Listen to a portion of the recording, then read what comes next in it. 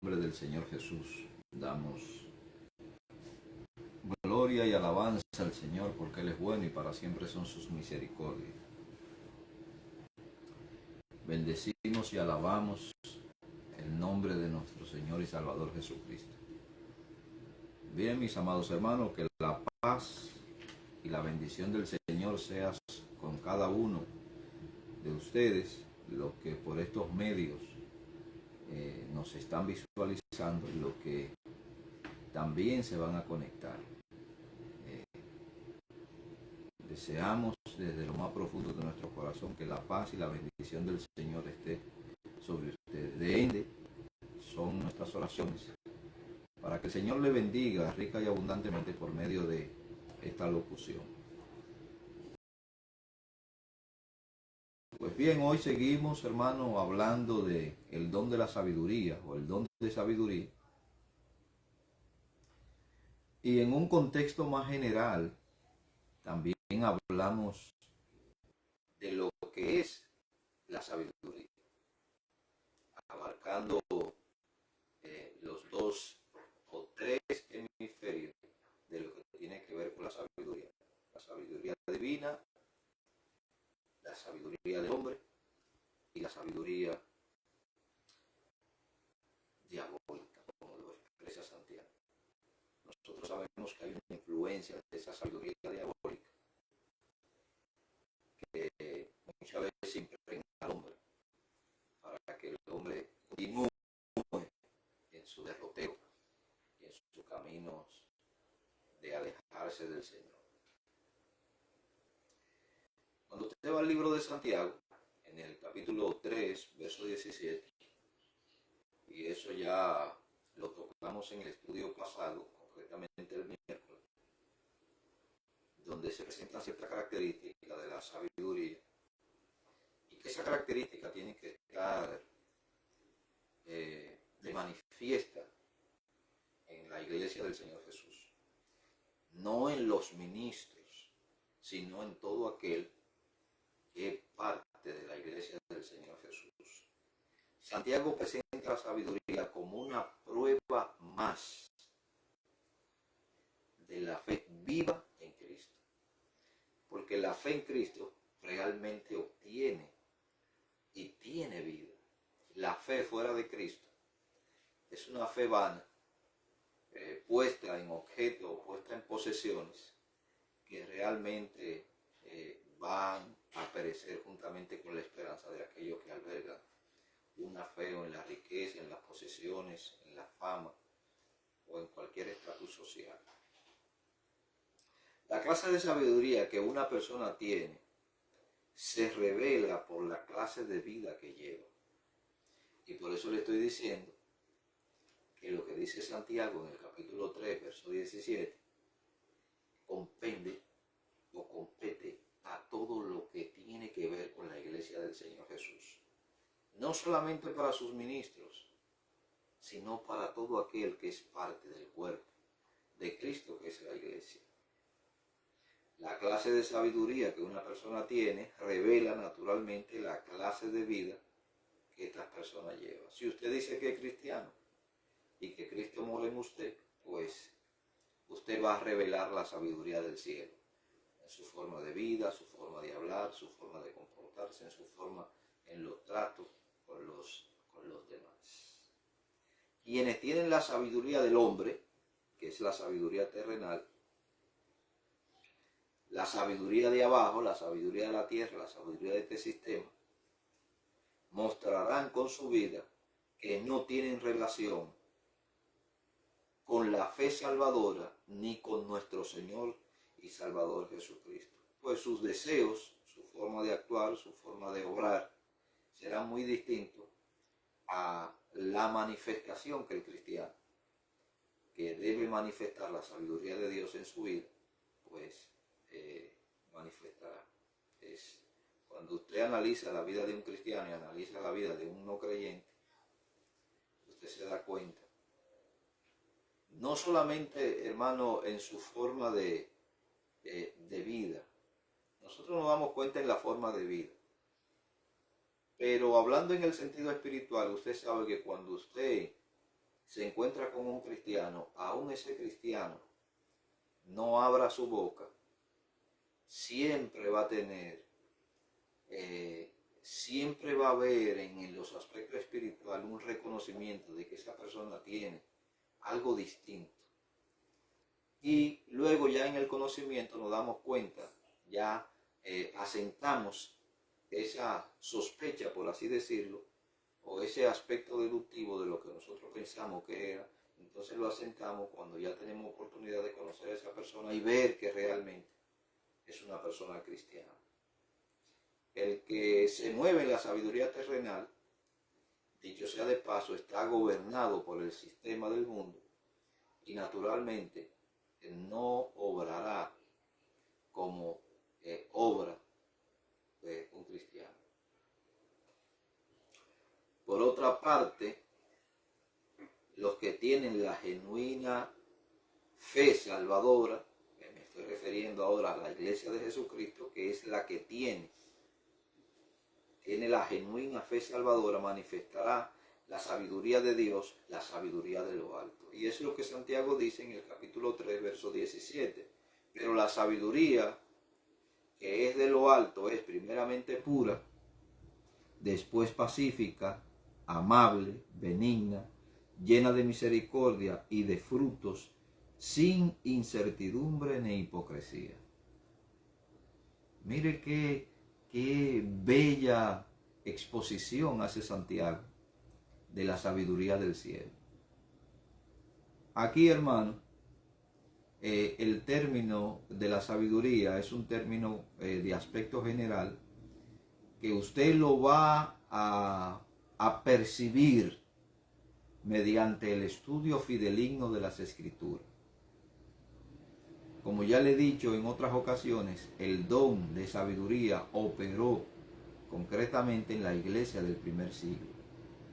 Hoy no es necesario porque tenemos el canon completo de las Escrituras y todo lo que nosotros debemos saber con referente al plan, al proyecto, al propósito, a la metódica de Dios, está plasmado en las Escrituras.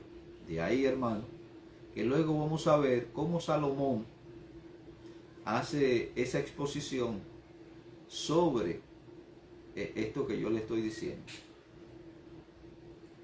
La característica principal de la sabiduría divina es primeramente que es pura, es decir, libre de contaminación. En otras palabras, la sabiduría es pura en pensamiento, palabras y acciones, limpia en espíritu y cuerpo, en doctrina, práctica, fe y moral. Esa es la sabiduría del cielo. Esa es la estructura, por así decirlo, hermano, de esa simple palabra que Santiago introduce ahí, que tiene que ver con la pureza. Es libre de contaminación, la sabiduría de Dios es imposible que se contamine. Luego, esa sabiduría que expresa esa condición de pureza nos dice que el cristiano, cuando obtiene la sabiduría de Dios, sus pensamientos se limpian. Cuando usted es controlado por la palabra de Dios y la palabra de Dios reina en su corazón, los pensamientos se tienen que sujetar a la voluntad de Cristo y se llevan a los pies del Señor, porque es la palabra de Dios la que es reinante en su corazón y la que va a dominar su corazón. De ahí que Mateo diga que de la abundancia del corazón habla la boca. Si usted quiere saber de qué está llena una persona, solamente tiene que escucharlo. Y escuchándolo usted se da cuenta de qué realmente está lleno. Si está lleno de la palabra de Dios, si es la palabra de Dios la que gobierna su corazón, si es la palabra de Dios la que gobierna su vida.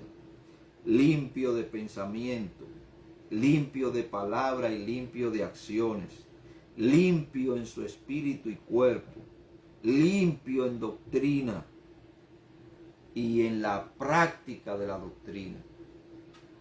Todo lo que nosotros hablamos de las Sagradas Escrituras, hermano, tiene que ver con la doctrina. ya sea que hablemos de aspecto histórico, cuando hablamos de aspecto geográfico, conocemos esas ubicaciones geográficas quizá y son importantes porque hablan de algunos hechos realizados allí y debemos tomarlo en cuenta. Pero cuando tiene que ver con lo que esas personas vivieron e hicieron en esos lugares de trascendencia histórica, entonces, hermano, nosotros entramos en la práctica o bien de aspecto positivo de lo que ellos hicieron negativamente o bien de lo que ellos hicieron positivamente. Y eso es lo que a mí me gusta de las escrituras, hermano, porque Dios no oculta los defectos de los hombres. Dios manifiesta los defectos de sus hijos.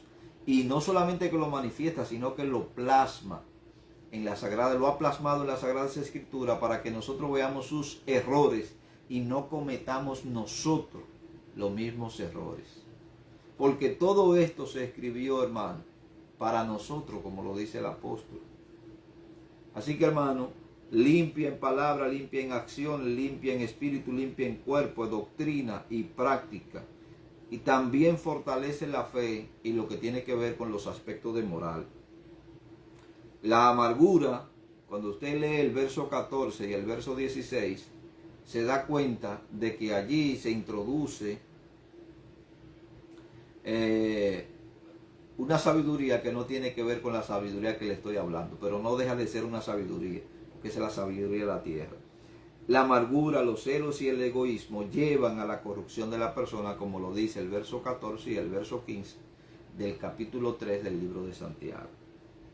La sabiduría también presenta otra característica.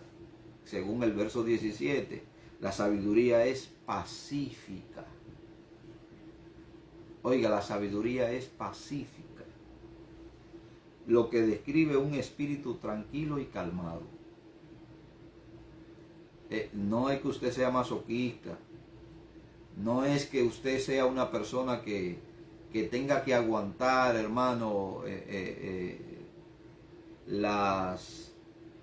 en modo tenemos que aguantar a veces cierta insolencia por causa del nombre de Cristo.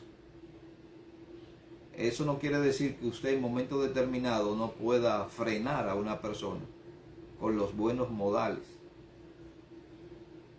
Porque a veces piensan que los cristianos, nosotros somos mansos, hermano. No somos sonsos, somos mansos.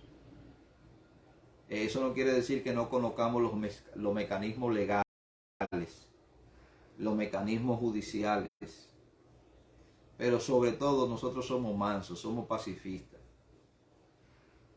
No somos masoquistas tampoco. Ahora bien, esto no quiere decir el que nosotros seamos tranquilos y calmados, el espíritu, manso de espíritu. Esto no quiere decir, hermano, que debemos comprometer la verdad por amor a la paz, lo que conllevaría entonces a una mentira. De ahí el célebre pensamiento que yo digo, prefiero estar separado por la verdad que unido por la mentira. Prefiero, hermano, estar separado de la gente por mantener la verdad escritural, la verdad bíblica, por mantener, hermano, mi fe como la he concebido según las escrituras. Prefiero estar separado que unido por una mentira, por una falsa interpretación, por una falsa aplicación de las escrituras, por una cultura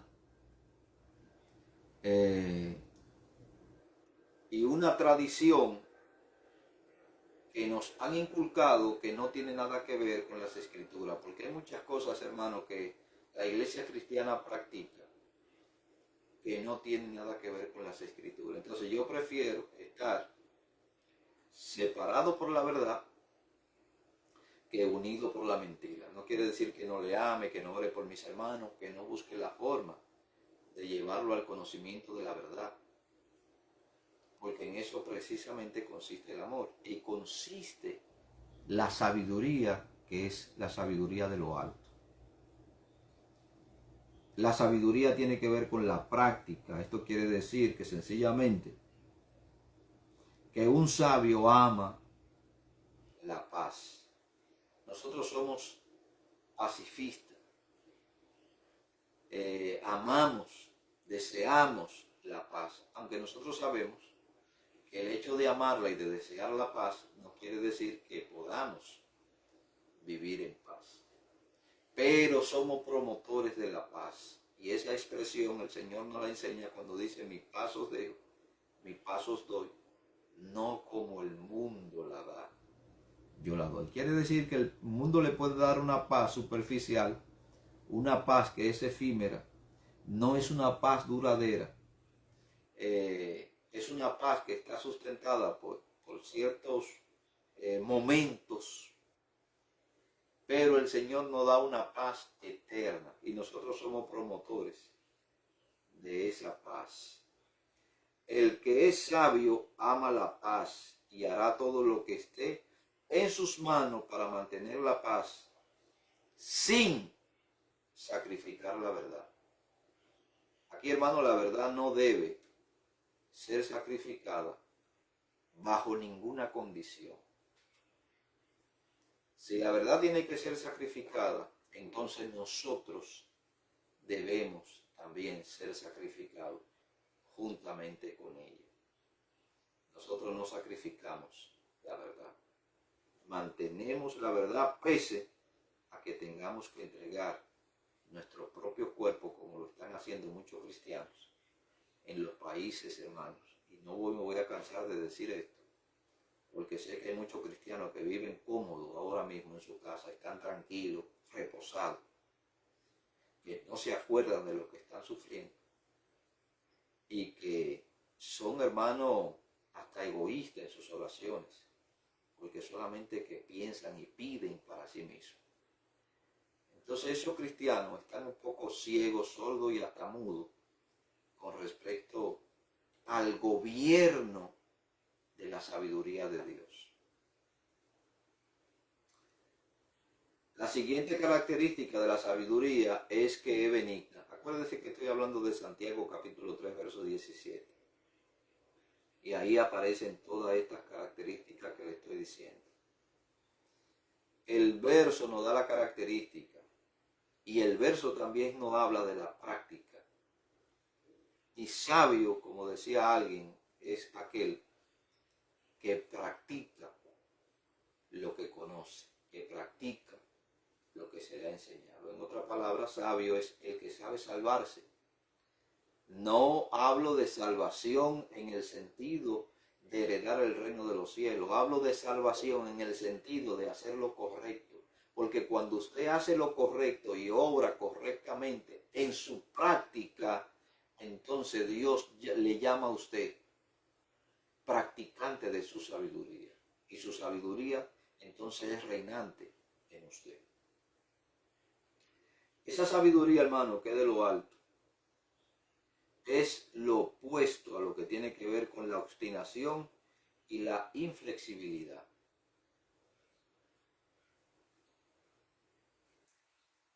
Eso significa que si la sabiduría que el Señor nos ha dado es benigna, usted es una persona o debe ser una persona reconciliadora. Nosotros sabemos, hermano, que hay situaciones que podríamos decir que son irreconciliables. Y hay personas que por más que usted intente llevarla, hermano, son personas extremadamente difíciles. Bueno, pero el Señor le dice a usted que esté en paz en la medida de lo que usted haya concebido del Señor y en el Señor. Usted puede estar en paz con el mundo, eso no quiere decir que el mundo va a estar en paz con usted. Usted puede darle la paz al mundo, pero eso no quiere decir que el mundo vaya a recibir su paz ni que le vaya a devolver con paz. Esa es la posición de la iglesia, debe ser la posición. Nosotros estamos en paz con el mundo, aunque el mundo no esté en paz con la iglesia. Amamos a las personas del mundo, aunque ellos no nos amen a nosotros. Amamos a las personas, no su práctica. Y eso tiene que ver con la benignidad. La benignidad está, hermano, dispuesta a escuchar o a oír y a razonar y ver en qué puede ceder, siempre y cuando la verdad no vaya a ser perjudicada. Eso tiene que ver con la benignidad. Nosotros somos personas flexibles, no somos personas obstinadas. Eso no quiere decir que no existan dentro del pueblo cristiano o dentro de la iglesia cristiana personas con esta característica, que son inflexibles, son obstinadas, no escuchan opinión. Ellos declaran que tienen la verdad y que nadie más tiene la verdad. De ende, hay personas dentro del pueblo cristiano que dicen que ellos tienen la verdad absoluta y que inclusive dicen que sus movimientos, porque se han convertido hasta en sectarios, que como su movimiento no hay otro y que su movimiento es el movimiento de santidad y que ninguna otra iglesia o nombre denominacional se va a salvar que no sean ellos. Son personas inflexibles, son personas obstinadas. Y la sabiduría que Santiago está presentando aquí, hermano, es todo lo contrario. Esa sabiduría, hermano, es benigna. Quiere decir que es una sabiduría pacifista, que es reconciliadora, que está dispuesta a escuchar el punto de vista de los demás, que está dispuesta a razonar el punto de vista de los demás, dispuesta a ceder aun cuando la verdad no sea sacrificada. Si la verdad tiene que ser sacrificada, entonces la benignidad no entra, hermano, en juego aquí.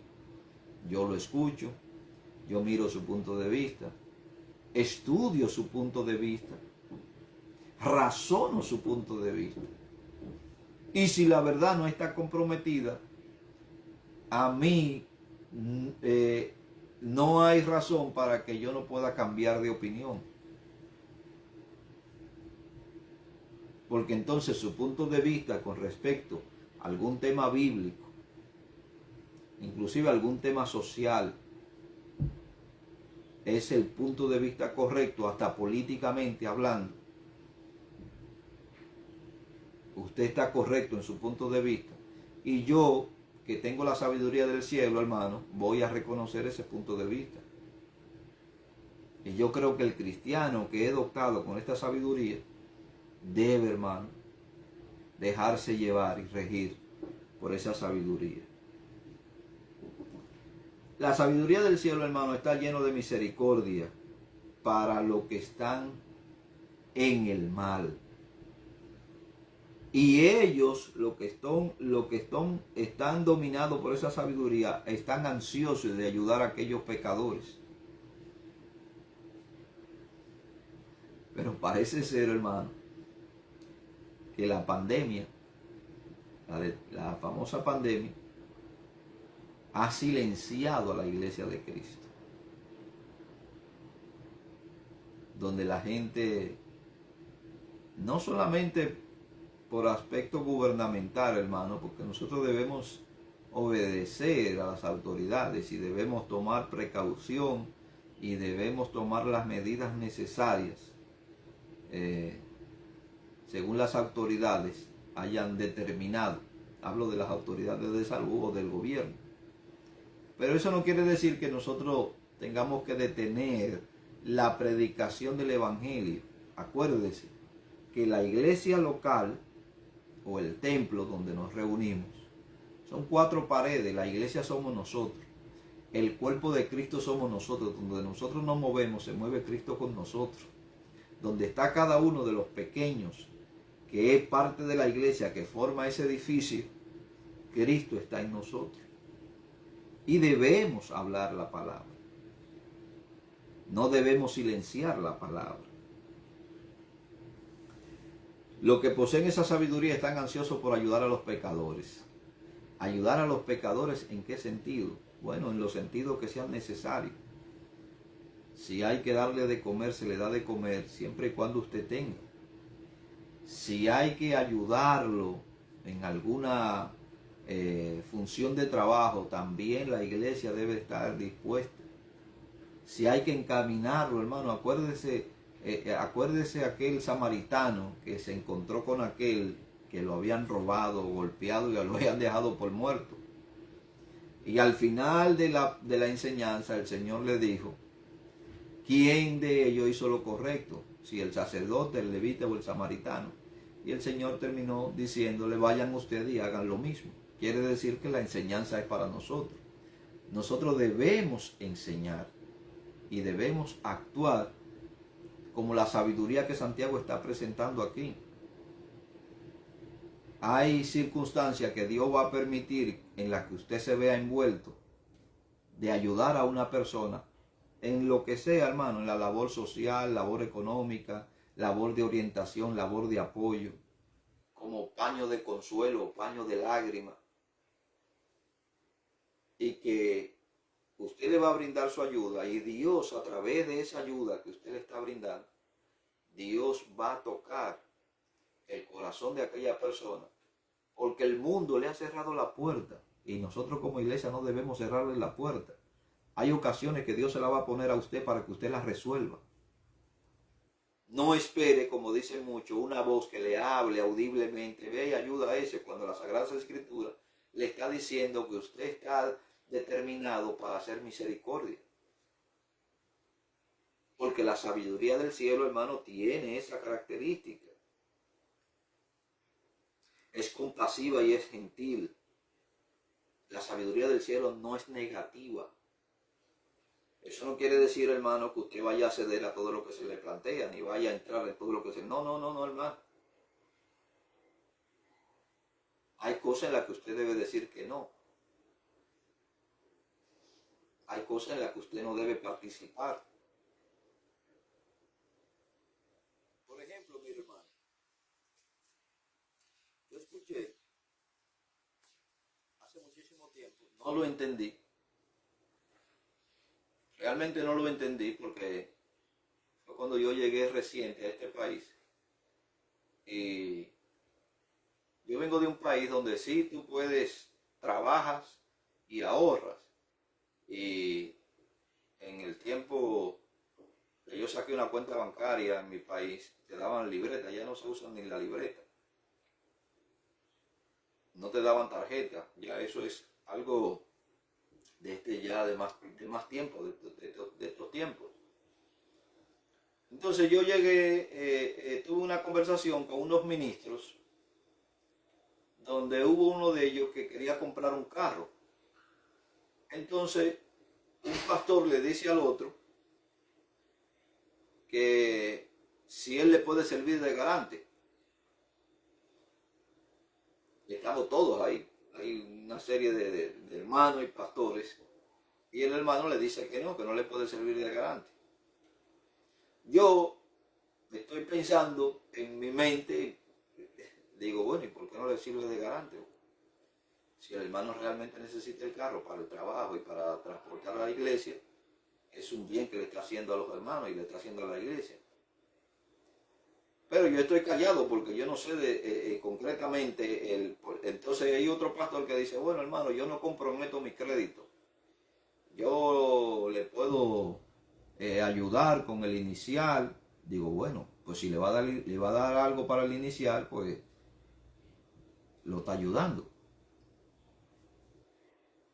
Dice, no, hermano, pero yo lo que realmente necesito es un garante que me ayude, que vaya y represente.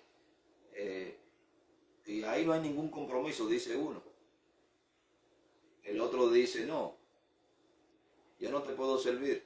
Yo me quedé con mi duda y yo dije, bueno, si estos son los pastores, ¿qué serán los hermanos? Si son los pastores entre ellos que se están negando, ¿qué serán los hermanos? Luego entonces le pregunté al pastor, hermano, ¿y por qué usted no decidió ayudar al otro hermano? Eso me dijo, hermano. En este país hay algo que se llama crédito, que usted debe cuidar. Y si él no paga esa deuda, usted tiene que pagarla. Y si no la paga, usted va a durar 7 años reflejando esa deuda que le va a tronchar todo su camino financiero, por así decirlo. Todo lo que usted intente hacer, si quiere comprar una casa, si quiere sacarse usted un carro para usted, le van a bloquear toda su tarjeta de crédito. Entonces yo entendí la razón ahora de lo que le está hablando. Entonces hay cosas en las que usted no va a entrar o no puede entrar porque va a terminar, hermano, perjudicado. Ahora, sí se toma en cuenta porque hay personas y personas. Pero como dijo el hermano, yo no comprometo mi crédito. Entonces hay dinámica en la que usted tiene que ser o expresar una expresión negativa porque al final del día va a terminar perjudicándolo. Más bien, la sabiduría del cielo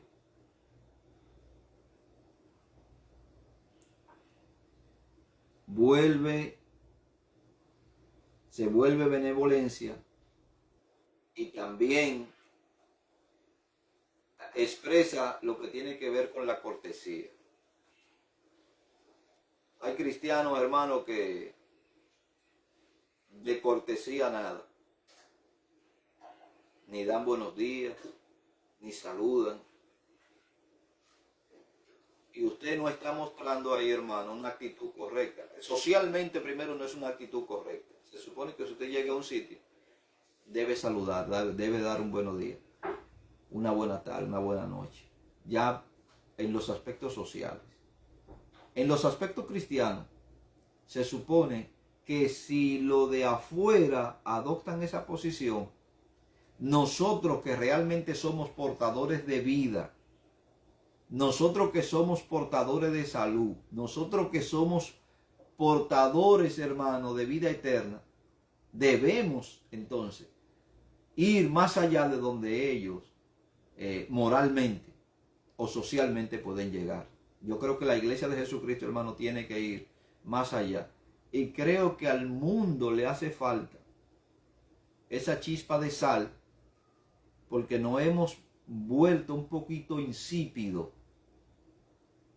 Y si la sal, hermano, pierde su sabor, entonces es hollada por los hombres, es pisoteada por los hombres.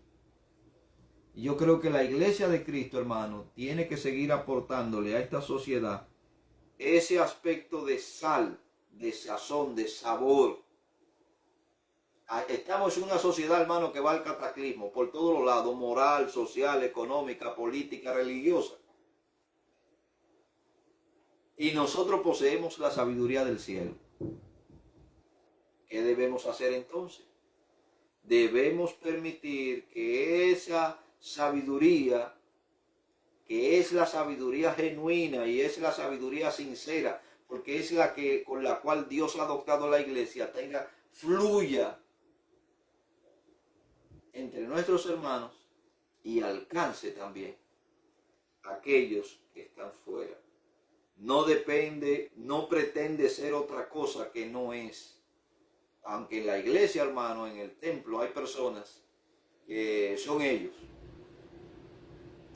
y que dicen lo que no son y hacen lo que, o dan lo que no tienen.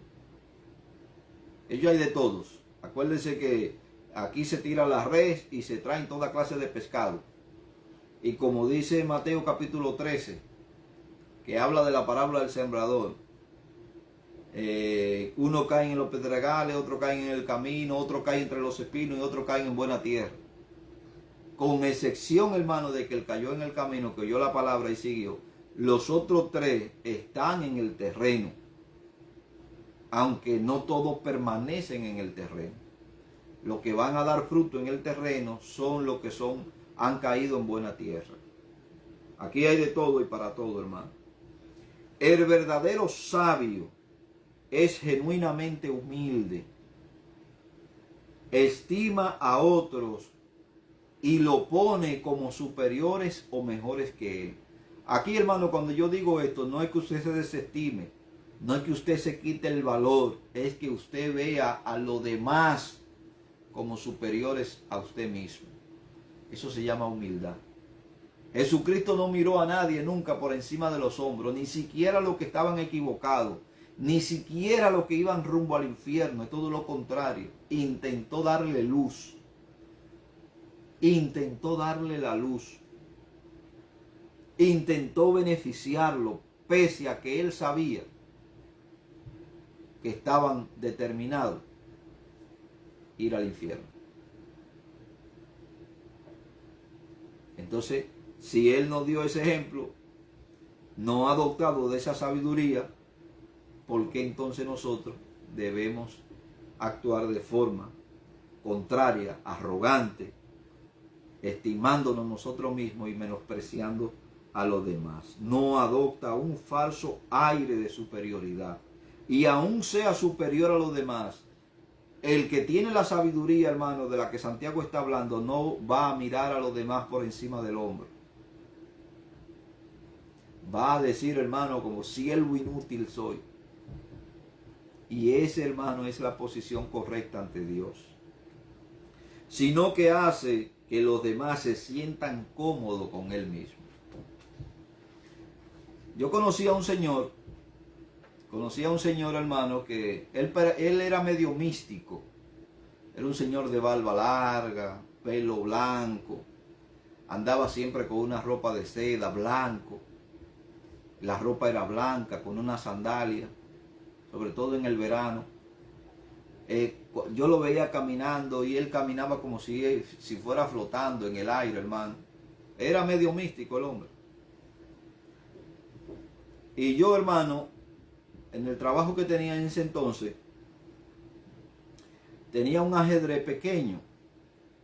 Y este hombre siempre cruzaba por ahí a una hora determinada y se paraba por la vitrina y me veía con el ajedrez. Yo estaba intentando aprender ajedrez. Hasta que el hombre un día se decidió a entrar.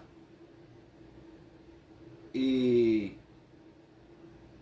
me preguntó que si yo sabía jugar ajedrez. Yo le dije, no, yo quisiera aprender. Y me dijo, oh, yo también quiero aprender, me dijo el hombre. Pero lo poquito que sé te lo puedo enseñar. Y yo, hermano, contento y agradecido, pues claro, si yo lo que quiero es aprender. Entonces comenzó a decirme cómo se llamaban las piezas, ya yo lo sabía, cuántos cuadros tenía el tablero de ajedrez, cuáles eran las diagonales principales, cómo se movía cada pieza. Hermano, y después de un año, oiga bien, y después de un año de este hombre ir 2 veces a la semana, pasar 2 veces a la semana, después de un año fue que yo me enteré que este hombre era un gran maestro. El segundo hombre con la biblioteca más grande del libro de ajedrez en España. Escritor y comentarista de ajedrez. Y yo me quedé sorprendido. Y ni siquiera me lo dijo él. Me lo dijo a otra persona con la que yo me encontré en un parque que jugaba baloncesto, que también jugaba ajedrez, que no sabía que jugaba ajedrez.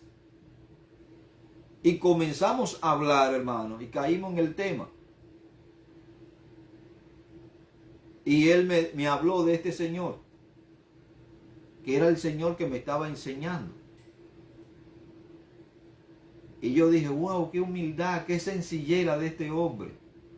Siendo un gran maestro, comentarista, escritor de ajedrez, de alta altura, hermano, a nivel de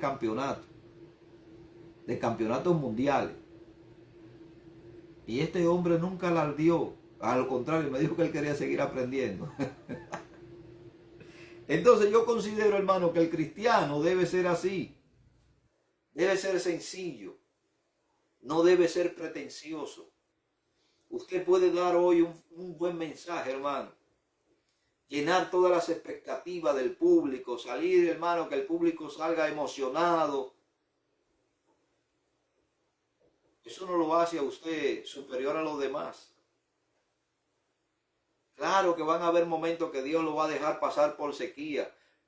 Usted piensa que va con la mejor, usted va con la mejor expectativa de que Dios le hable a la gente, y sin embargo la gente salen a veces hasta se le duermen, hermano, en el culto. A veces están hasta testeando con los teléfonos en la iglesia. Claro, aquí hay de todo, aquí hay irreverente hasta mano poder. Y la nueva generación de cristianos que viene, hermano, vienen con una falta de disciplina y de reverencia al Señor, que pare usted de contar. Usted nunca va a escuchar, nunca va a oír a un cristiano, hermano, lisonjear. Nunca va a escuchar a un hombre que tenga la sabiduría de Dios. Nunca lo va a escuchar, hermano, decir, yo soy superior a fulano. El hombre que tiene la sabiduría del cielo se cuida de todo esto, hermano. Porque al que se enaltece, el Señor lo humilla. Y esa es otra condición, que el que tiene la sabiduría del cielo reconoce la verdad escritural. Y el que se humilla ante Dios, hermano, reconoce lo que es. No importa que tú des un buen mensaje, que tú tengas una buena retórica, que tú tengas, hermano, buenos recursos. Aquí el que sabe de todo esto, el que une tu mensaje con el público, es Dios. El que satisface la necesidad de los oyentes es Dios. No eres tú. Es Dios quien llena la necesidad de los oyentes. Ahora, yo no soy, hermano, o he aprendido a no exaltar el milagro. He aprendido eso, hermano, a no exaltar el milagro. Me gusta exaltar a quien hizo el milagro. Y nosotros nos perdemos en esto, hermano. Por eso muchas veces nosotros vamos detrás de los hombres. No es detrás de los hombres, hermano. Es detrás del que está guiando, sosteniendo, dirigiendo la vida de esos hombres.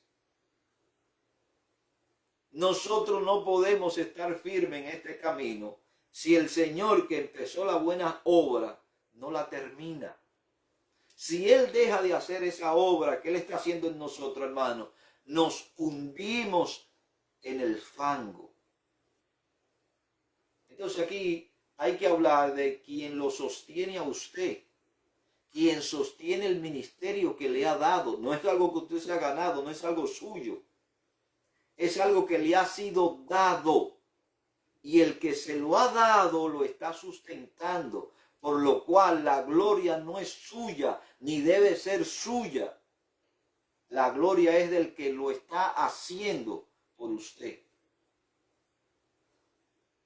Su conducta no es como la conducta del mundo que lo rodea, o el mundo de afuera, la fama, la fortuna, la vanagloria del mundo. Eso pertenece, hermano, a la vanagloria del mundo. El cristiano, el que ama a Dios, el que tiene la sabiduría de Dios, no se va a confabular ni va a entrar en esta dinámica de aspecto conductual, de sentirse superior a los demás, de no aceptar a los demás, de no escuchar a los demás. No se va a creer absoluto. Aquí nadie tiene la verdad absoluta, hermano. Aquí la verdad absoluta la tiene Dios. Y Dios tiene su verdad diseminada por todas partes. Y la razón por la que Él tiene su verdad diseminada por todas partes es precisamente por la tendencia que nosotros tenemos a la curiosidad. Si a usted todo el tiempo le dan arroz, hermano, usted termina hastiado del arroz.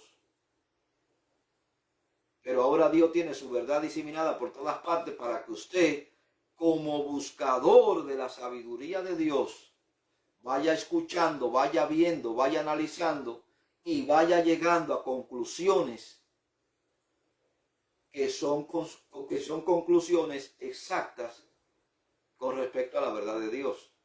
Quizá le tome años, quizá le tome meses, pero Dios va a satisfacer, hermano, su necesidad de crecimiento a medida que usted oiga. Escuche, como dice Pablo, le dice, óiganlo todo, pero retengan lo bueno. A mí hay personas que me han dicho, hermano, yo no lo escucho a usted porque usted tiene una línea bautista. No, hermano, yo lo que tengo es una línea cristiana. Y puedo decir, yo nací dentro de una iglesia pentecostal. Creo en el Pentecostés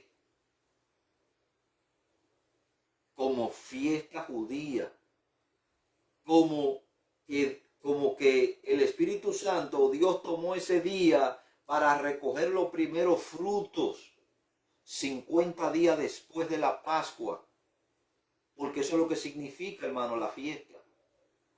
Es la fiesta de los primeros frutos lo que se está celebrando. Y Dios coge este evento precisamente, y en eso creo fielmente. Y creo también fielmente, hermano, que ese acontecimiento fue único para iniciar la vida de la iglesia. Pentecostés no se ha repetido ni se va a repetir más. Y lo que pasó allí, hermano, pasó exclusivamente para ello. Es el inicio, es la inauguración de la iglesia y de la plenitud del Espíritu Santo. Eso es irrepetible.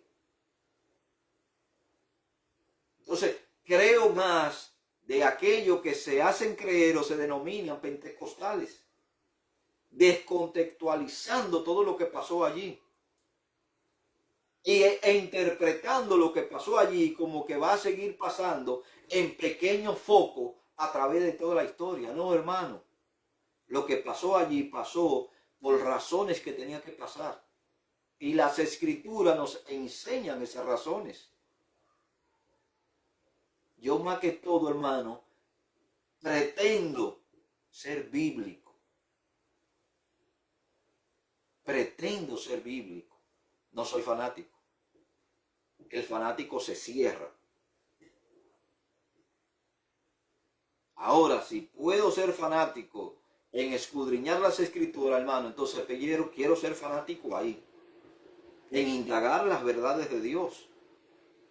En investigar las verdades de Dios. En escuchar inclusive aquello.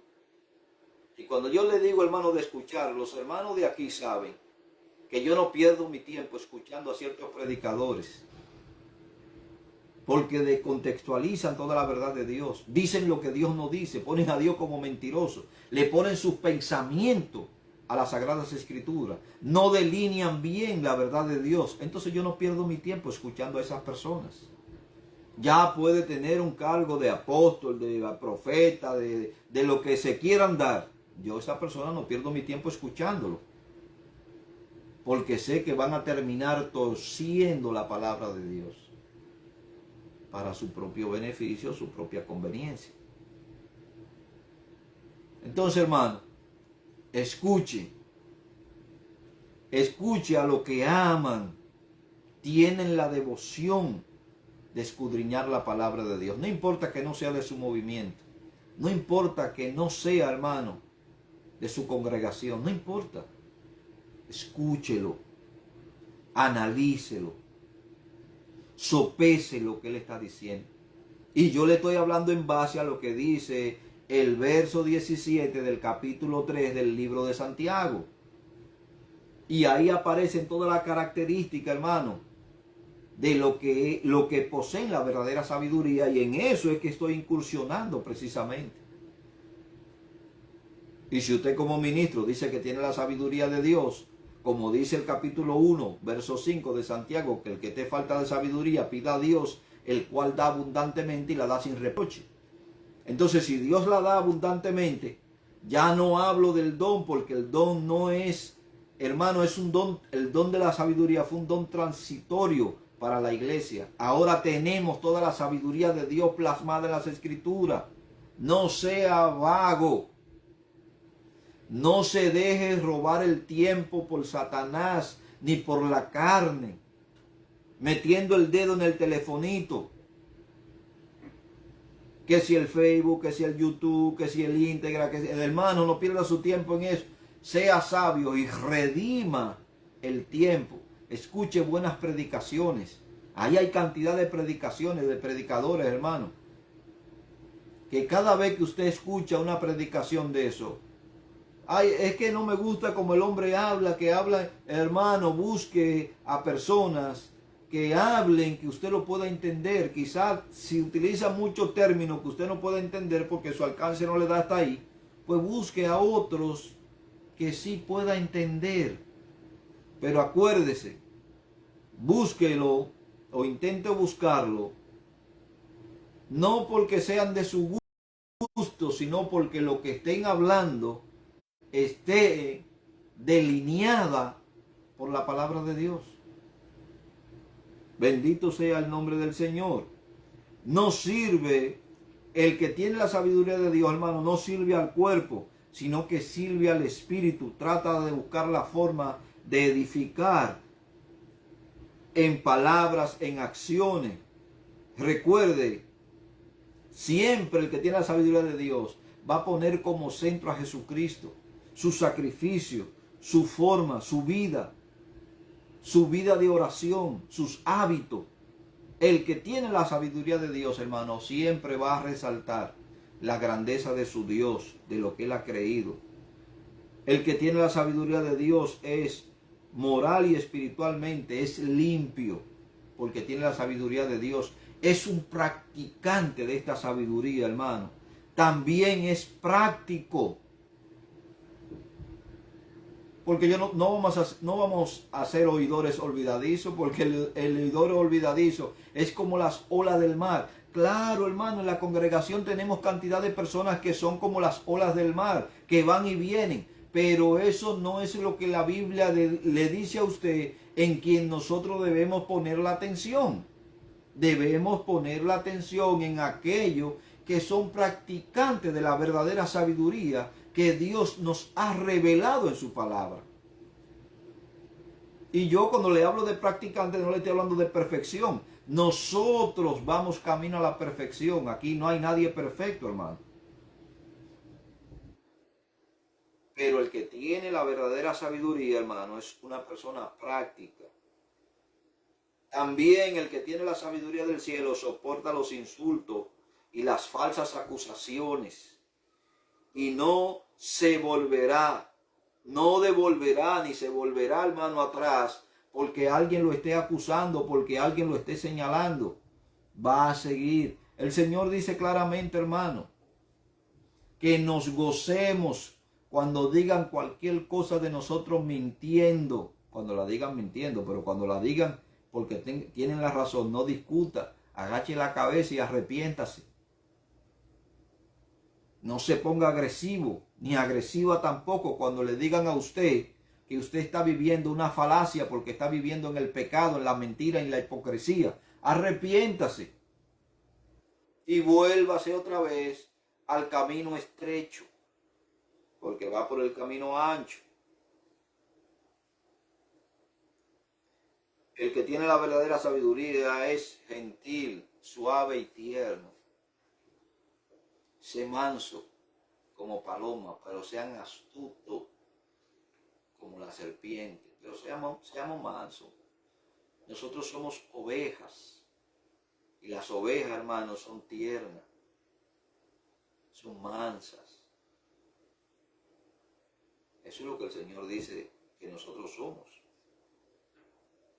Es fácil razonar con Él. Es fácil razonar con usted sobre cuestiones. Hay personas que no se puede razonar con ellos, hermano, porque está dispuesto a ver el punto de vista de las demás personas. No es negativo, sino que está siempre dispuesto a perdonar a quienes le hayan hecho daño.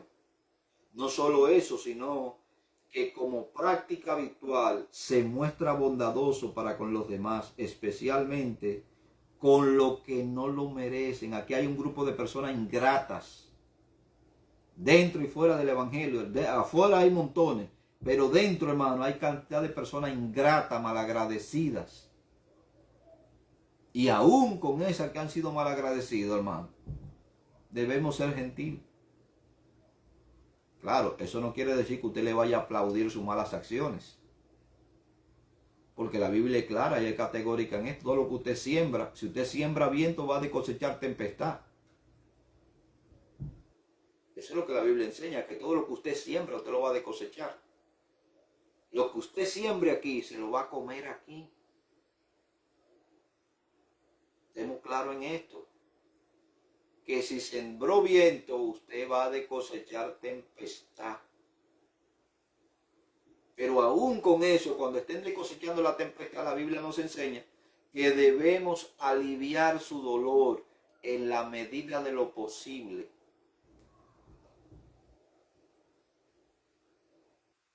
No es vengativo, sino que está siempre dispuesto a perdonar a quienes le hayan hecho daño. No solo eso, sino que como práctica habitual se muestra bondadoso para con los demás, especialmente con las que no lo merecen. Y al igual, es igual para todo. Trata al rico y al pobre de la misma manera, sin excepción de persona. Yo en lo personal, hermano, bueno, yo tengo mis predicadores favoritos, que lo escucho. Pero yo no tengo en la congregación personas favoritas. Son todas iguales. Sí, que quizás no la salude o quizás no le salude. Probablemente, hermano, porque esté ocupado con algún hermano.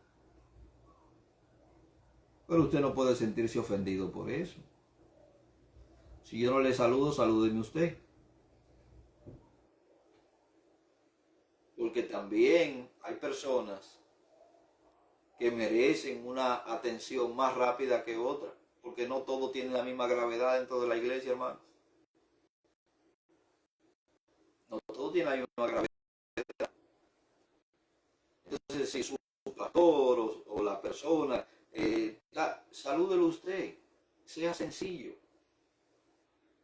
No tome eso como punto de discordia. No me saludó, mira.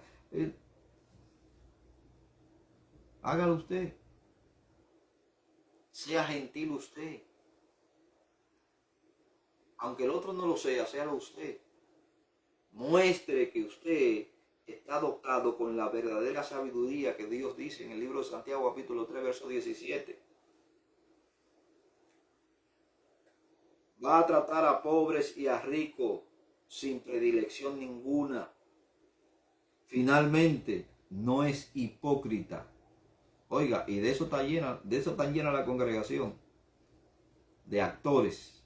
Ese es el término para actores en griego, hipócrita. Porque toman una posición y un papel que no le corresponde y se meten en ello. Y la iglesia, hermano, lastimosamente está llena de personas hipócritas. No dicen una cosa cuando sienten otra. Claro, hermano, esto lastima. Porque usted no espera que las personas sean así como usted. Porque usted dice, ¿cómo he sido con ellos? Pero aquí hay de todo. Aquí hay personas que son verdaderos actores. Nunca oirá el sabio lisonjear, decir la verdad, y nunca, y cuando yo digo decir la verdad, me refiero al hecho, hermano, de decir, porque hay verdades que no se deben decir. Hay verdades que tienen que saberse decir. Usted puede tener la verdad y tener la razón, y por la forma de hablarla o plantearla, puede perderla. Yo no sé si usted entiende lo que estoy intentando decirle. hay verdades que no se deben decir, que se deben callar. Claro, pero la verdad del Evangelio, cuando se habla de la verdad del Evangelio que implica la salvación, esa verdad sí debe decirla. Pésele a quien le pese, duélale a quien le duela, pero vamos a decir esa verdad en amor. Que usted es un pecador, claro que es un pecador. Que usted va camino al infierno, claro que va camino al infierno. Que hay que acordárselo, mira, que Cristo te quiere librar a ti del destino al que tú te aproximas. ¿Y cuál es ese destino? La muerte eterna. Mira lo que dice aquí Apocalipsis. Y los que no se hallaron inscritos en el libro de la vida fueron lanzados al lago de fuego. Entonces tú no te has inscrito ahora en el libro de la vida, que es Cristo. Usted le dice la verdad en amor.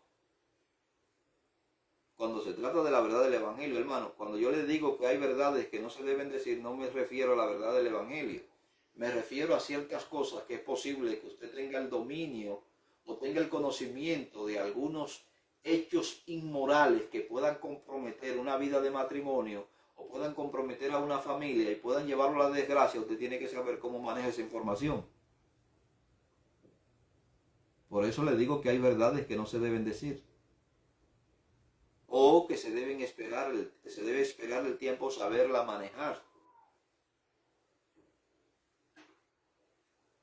Las personas que se alaban de forma exagerada y generalmente se interesan en sí mismas, son personas que no tienen la sabiduría de Dios. Mire, y con esto voy a concluir. Mire cómo la describe Salomón. Vaya conmigo por un momento al libro de Proverbios en el capítulo 4 y vamos a leer el verso 5, 6, 7 y 8. Solo lo vamos a leer, no se lo voy a explicar, pero yo quiero terminar con esto, con esta lectura. Salomón dice, adquiere sabiduría. ¿Cómo usted va a adquirir sabiduría? De la sabiduría que yo le estoy hablando, que es la sabiduría de arriba. La que dice Santiago capítulo 3 verso 17. No le hablo del don de sabiduría porque no está operativo hoy en la iglesia. Fue un don transitorio y exclusivamente, hermano, dado a los apóstoles. No quiere decir que algunos de los miembros de la iglesia no lo tuvieron, pero específicamente este don, hermano, se manifestó en los apóstoles. Y luego se lo voy a demostrar por las escrituras. Adquiere sabiduría. ¿Cómo la va a adquirir la sabiduría? Por medio de las escrituras. Ahí está toda la sabiduría de Dios, toda la sabiduría que nosotros debemos saber y manejar. Adquiere inteligencia, porque la sabiduría te va a dar la capacidad de poder razonar con inteligencia. No te olvides ni te aparte de las razones de mi boca, dice Salomón aquí, hermano. Aquí Salomón no está descarriado, aquí Salomón está, hermano, en su apogeo de la sabiduría de Dios. No te aparte de las razones de mi boca, no la dejes, y ella te guardará.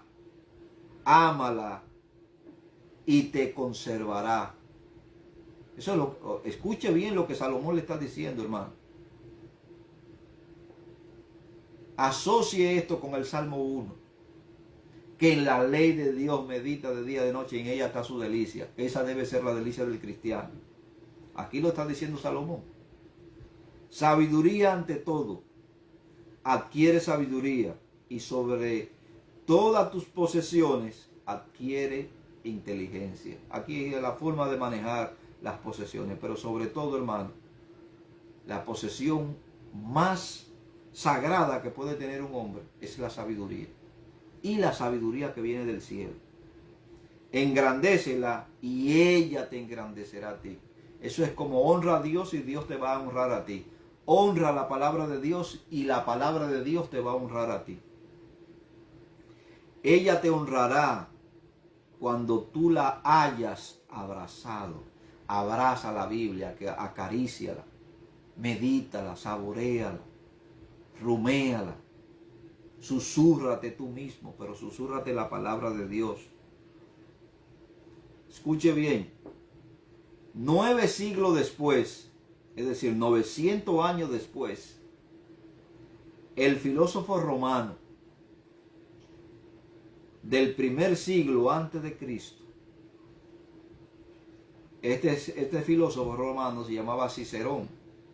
Mire lo que dijo este hombre. Parecido a lo que Salomón está hablando, pero él lo dice en otras palabras, y aunque no se dirige directamente a Dios, él habla de la forma que él entiende. Cicerón dijo y declaró que la sabiduría es el mejor regalo de los dioses y es la madre de todas las buenas obras. Miren lo que declaró este filósofo romano en el siglo I antes de Cristo. 900 años después que Salomón escribió el libro de los Proverbios, este hombre está diciendo, declarando que la sabiduría es el mejor regalo de los dioses. Acuérdense que los romanos, hermanos, adoran muchas deidades y es la madre de todas las buenas obras. Ambos consideraban la sabiduría como la más alta, noble y valiosa de todas las posesiones. Oiga bien, ambos, tanto Salomón como Cicerón, uno judío y el otro gentil, declararon esto. La posesión más grande y más valiosa que el hombre puede tener es la sabiduría de Dios que guíe su vida. Bien, mis hermanos, Dios me le bendiga, Dios me le guarde, en el nombre poderoso de Jesús. Que la paz y la bendición del Señor sea sobre todos ustedes en el nombre poderoso de Jesús. Mañana estaremos hablando una vez más sobre la santidad, el vivir para Dios. Dios me le bendiga y Dios me le guarde en el nombre poderoso de Jesús. Amén.